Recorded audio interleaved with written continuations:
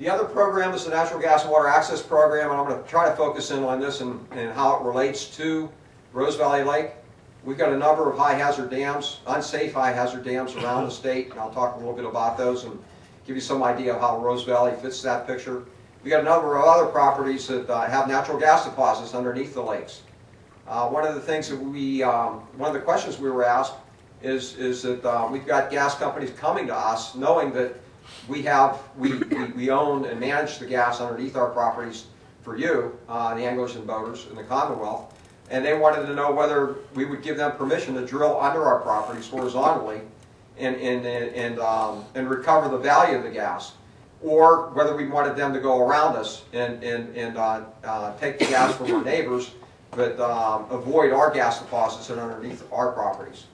And I thought back in time, and I'm kind of a scientist in heart and by training, and I remember back of a geometrician by the name of Mandelbrot in a theory called chaos theory. And in chaos theory, it's a way to use mathematics to take the put certainty in uncertainty. And I thought that similar process would apply to it, and I could use simple linear algebra to do it.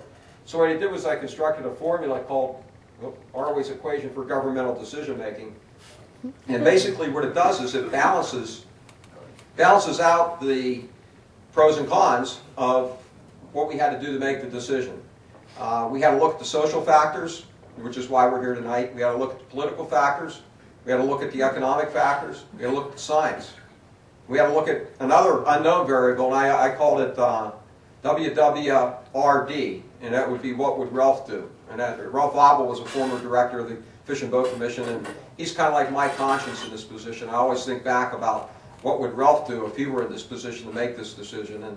And I got to thinking that Ralph actually had to make a decision like this back in the 80s when the sand and gravel industry was looking to mine gravel, dredged gravel out of the Allegheny and Ohio rivers. And Ralph had to make the decision on whether or not to allow him to do that, because that was Commonwealth property, much like the water is and the gas is that's underneath our lands. And sand and gravel in the riverbed of a navigable water is Commonwealth property.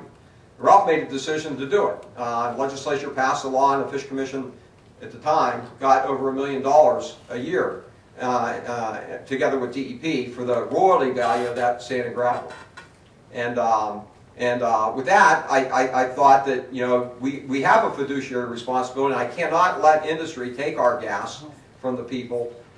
So we felt it was important that we had to fulfill the fiduciary responsibility. At the same time, we had full control over how it was done. We could put in better conditions than the state law and regs require by writing our own contract agreements with those companies, which we've done. And I'll talk a little bit about how we've done that for Rose Valley. Throughout the state, we've got 14,000 acres of property that has Marcellus gas underneath it. We own some of it. Unfortunately, we don't own all of it. We're not sure how much we own because usually we let the industry do the D searches to determine who owns what, and then they approach us when they discover that we own the gas.